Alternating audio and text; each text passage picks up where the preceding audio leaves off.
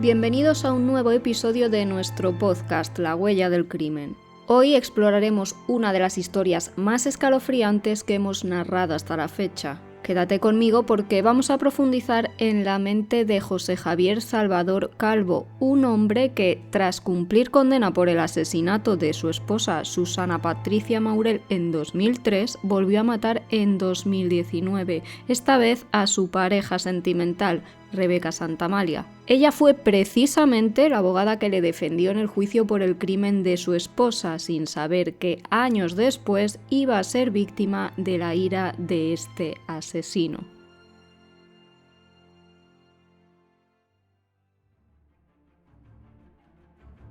El 22 de mayo de 2003 se halló en la Puebla de Híjar, un municipio de Teruel de poco más de 1000 habitantes, en Aragón, un cadáver de una mujer con 9 impactos de bala. Pronto se supo su identidad. La fallecida era Susana Patricia Maurel, candidata por el PP a la alcaldía de esta localidad. Tenía solo 29 años, era una persona extrovertida y agradable y estaba casada con José Javier Salvador Calvo, de 34 años. Susana Patricia y José Javier contrajeron matrimonio tras unos 5 años de noviazgo. Llevaban juntos desde que ella era muy joven, tenía apenas 14 años cuando empezaron la relación, pero siempre tuvo claro que era el hombre de su vida, por lo que decidieron casarse y ser padres. Aparentemente formaban la pareja perfecta y pronto ampliaron la familia con 3 hijos. Mientras ella se dedicaba al cuidado del hogar y de sus niños, él tenía una empresa de construcción. Javi, conocido por su apodo de El Pájaro, perdió a una edad muy temprana a sus padres, por lo que fue criado por sus abuelos. Pese a estas duras circunstancias, los que tuvieron contacto con él cuando eran niños aseguran que era muy dicharachero y travieso, y a medida que fue creciendo ayudaba a todo aquel que se lo pedía.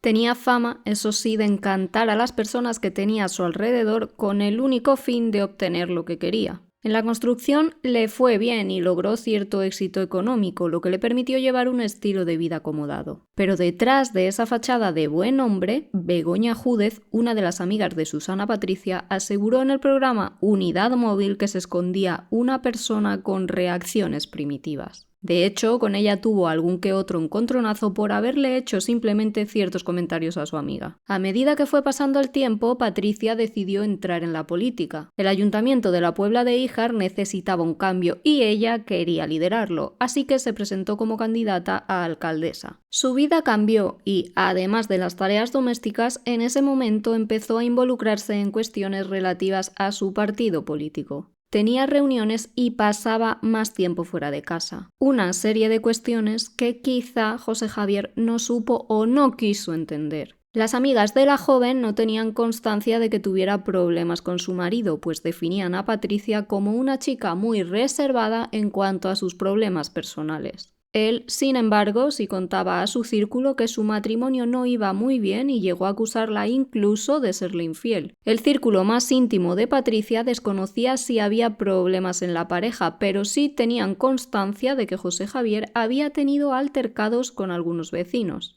Mari Carmen Daroca, por ejemplo, contó que Javi presuntamente la había atropellado. Ella estaba paseando cuando el vehículo que conducía este hombre se subió a la acera, llevándosela por delante. La mujer quedó inconsciente y pasó 15 días en la UBI. Además, tuvo que ser intervenida en 2 ocasiones. José Javier fue a ver a la mujer que había atropellado al hospital y le dijo que si le metían en la cárcel por su culpa, lo pagaría. A estas alturas era ya bastante conocido en la localidad. A principios de abril, José Javier acudió a una armería a Quinto, un lugar situado en Zaragoza, para hacerse con una carabina del calibre 22. Eduardo Andreu, el armero que le atendió, le enseñó todas las que tenía y él eligió esa en concreto, que era en teoría para tiro deportivo. Lo más chocante de todo es que dijo que ese arma era un regalo de comunión para su hijo. Le explicó al armero que quería utilizarla para entretenerse con él. Además de llevarse esa carabina, Javi pidió un cargador vertical, además del circular que ya llevaba dicha arma. Y así llegamos al 22 de mayo de 2003. Ese día, Patricia tenía una reunión con otros miembros de su partido en el Bar Brillante, un lugar al que iba con asiduidad. Cuando la mujer estaba dentro, a eso de las 8:30 de la tarde, su marido José Javier se presentó en la puerta con una furgoneta y tocó el claxon para que ésta saliera. La candidata a la alcaldía lo hizo y dijo a los que estaban allí que volvía enseguida, saliendo inmediatamente a hablar con su pareja, pero nunca regresaría. Patricia entró en el vehículo de José Javier y el hombre la llevó a un campo de labranza a 1,5 kilómetros del pueblo, a un lugar cercano a una acequia. Los dos bajaron de la furgoneta y se cree que tuvieron una discusión que acabó con la mujer asesinada a manos de su marido, que portaba la carabina que había comprado un mes antes en el vehículo y no dudó en utilizarla contra ella hasta en 9 ocasiones. Con la mujer ya fallecida, la cogió en brazos, manchándose la camisa en la zona del pecho y la colocó tumbada boca arriba en el campo, en un lugar poco visible. Eso sí, no la dejó de cualquier manera. Se encargó de dejarle el pelo por detrás de la cabeza, extendido, y además le puso una pierna recta y la otra un poco flexionada. Hizo exactamente lo mismo con los brazos y le colgó el bolso. Por último, colocó las zapatillas que llevaba entre sus piernas. Finalmente, el cuerpo de Susana Patricia fue encontrado. De los 9 orificios que presentaba el cadáver, al menos 3 eran mortales de necesidad. El cargador que llevaba el arma tenía 10 balas y los investigadores creen saber lo que pasó. Intuyen que en algún momento el arma se le encasquilló y el asesino tuvo que desmontarla para volver a armarla. En ese momento, Patricia se protegió con el brazo, donde recibiría un impacto que le atravesó hasta la clavícula. Además, tenía más disparos en el corazón, 2 en las sienes y 2 más en la frente, prácticamente a bocajarro. En aquel momento, Javier decidió llamar a un amigo y este se encargó de llevarlo a Teruel, a 160 kilómetros de allí. Fue hasta el hospital provincial, a donde llegaría en torno a las 12:30 de la madrugada. Allí le contó al doctor que le atendió que había cometido algo muy gordo y que creía que había matado a su mujer. El hospital rápidamente se puso en contacto con la Policía Nacional para explicar que allí se había presentado José Javier Salvador y había dicho que había asesinado a su esposa. Este hombre fue llevado a dependencias policiales donde declararía por primera vez. María Isabel Buch, fiscal jefe de Teruel, que estuvo presente en una de esas declaraciones, comentó que le vio muy frío y que en alguna ocasión respondió muy violentamente, llegando incluso a levantarse de la silla para encararse a ella. Según los expertos, este señor presentaba rasgos de personalidad manipuladora y agresiva. Su incapacidad para manejar la ira y los celos, junto con una posible falta de empatía, podrían haber contribuido a sus comportamientos violentos. En abril de 2005 se celebró el juicio por el asesinato de Susana Patricia Maurel y la imagen que dio ahí José Javier Salvador fue totalmente diferente a la que ofreció en esa primera declaración ante la policía. Durante las sesiones, el acusado solo quiso contestar a las preguntas del Ministerio Fiscal y a las de la defensa, negándose a responder a aquellas cuestiones que le requería la acusación particular. Javi sostuvo durante el juicio que su esposa le había sido infiel y se dedicó a contar por el pueblo que ésta había tenido una relación con un sudamericano. En otra de las sesiones expresó que convivían juntos por necesidad, pero que estaban construyendo una casa en el pueblo para que uno de los dos pudiera vivir en el domicilio actual y el otro en la nueva. El equipo de criminalística corroboró que Susana Patricia se había estado escribiendo con alguien cuya IP le situaba en Valencia. Los investigadores se trasladaron hasta allí y mantuvieron una entrevista con el hombre, que incluso se desmayó al saber que la mujer había sido asesinada a manos de su marido y se mostró colaborador, llegando a declarar durante el juicio. Explicó que la única relación que tenía con ella era de amistad y que no tenía ninguna intención de verse con la chica cara a cara. No hubo, por tanto, ninguna infidelidad. Javier también comentó que le habían llegado mensajes en los que se le daban supuestamente detalles de las relaciones que Patricia tenía con otras personas. La investigación llevada a efecto por la sección de Policía Judicial de la Guardia Civil de Alcañiz en los teléfonos móviles utilizados constataron que esos mensajes a los que hacía alusión el acusado fueron enviados por él mismo.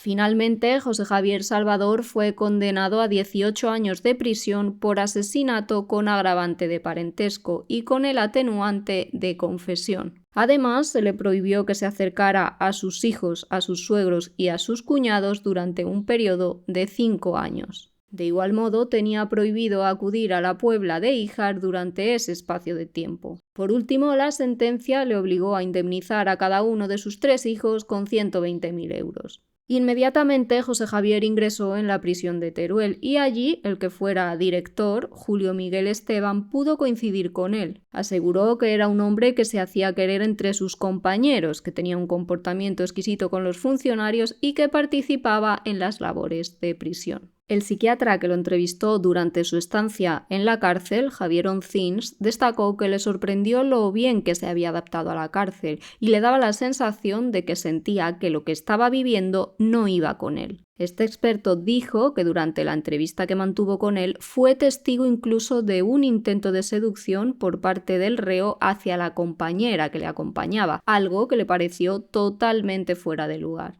Para los que tuvieron por aquel entonces un trato cercano con él, José Javier Salvador era un auténtico encantador de serpientes. De hecho, a los oídos del exdirector de la prisión llegó que había tenido relaciones con una trabajadora y también con Rebeca Santamalia, la que había sido su abogada durante el juicio por el crimen de Patricia. La letrada se terminó enamorando de Javier y tras 14 años en la cárcel, el hombre cumplió la condena por la muerte de su esposa y fue puesto en libertad en enero de 2017. Apenas 2 años después de estar en la calle, el 16 de enero de 2019, José Javier volvió a ser noticia. En torno a las 11 o 12 de la noche, una patrulla vio a un hombre en vaqueros corriendo a toda prisa. Les llamó la atención y ya lo habían dejado atrás, así que decidieron dar la vuelta con el coche para ver si le ocurría algo. Al llegar al lugar aproximado en el que habían visto al hombre, no lo encontraron, pero sí hallaron una botella de agua en la barandilla del viaducto de Teruel.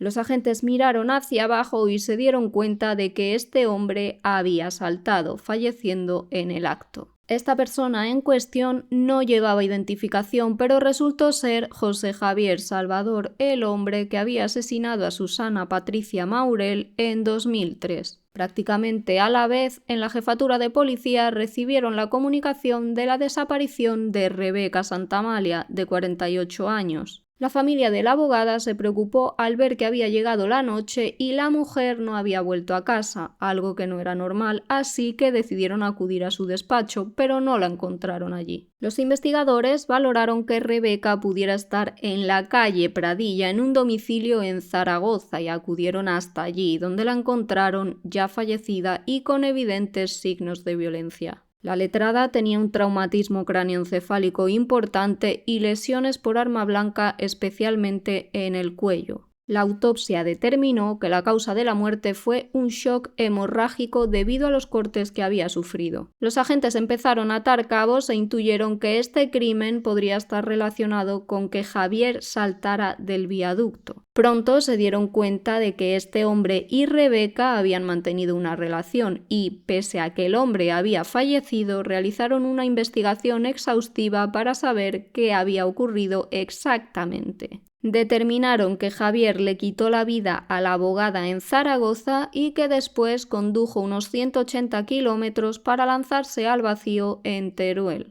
Según detallaron fuentes próximas a la investigación al programa Unidad Móvil, el detonante de este segundo crimen podría ser que Rebeca quería romper su relación con este hombre. A la fiscal y al psiquiatra que tuvieron frente a José Javier Salvador no les sorprendió que este asesino volviera a matar, pues durante el tiempo que estuvo en prisión jamás mostró ningún tipo de arrepentimiento. Un caso con 2 víctimas que, una vez más, nos lleva a hablar sobre la reinserción y sobre la eficacia de los programas de rehabilitación en prisión. 14 años de condena fueron insuficientes para este hombre que tardó 2 años en volver a asesinar a sangre fría a otra mujer. Por eso, desde aquí destacamos la importancia de una evaluación continua y exhaustiva de individuos con antecedentes de violencia antes de concederles la libertad.